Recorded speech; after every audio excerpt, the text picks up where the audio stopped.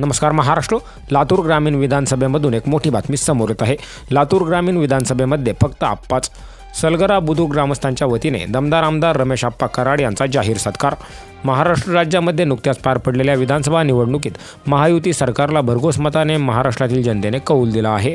संपूर्ण राज्याचे लक्ष लागलेल्या मराठवाड्यामधील लातूर शहरात महाराष्ट्र राज्याचे माजी मुख्यमंत्री कैलासवासी विलासराव देशमुख साहेब यांचा राजकीय वारसा जपणारे आणि लातूर ग्रामीण विधानसभा मतदारसंघातील माजी आमदार धीरज देशमुख यांचा 2024 या विधानसभेत भारतीय जनता पार्टीचे उमेदवार रमेश आप्पा कराड यांनी लातूर ग्रामीण मतदारसंघातून आपला विजय मिळवला आहे. गेली अनेक वर्ष लातूर ग्रामीण विधानसभेमध्ये काँग्रेस पक्षाचा बालेकिल्ला असलेल्या लातूर ग्रामीणमध्ये रमेश आप्पा कराड यांनी सुरुंग लावला आहे.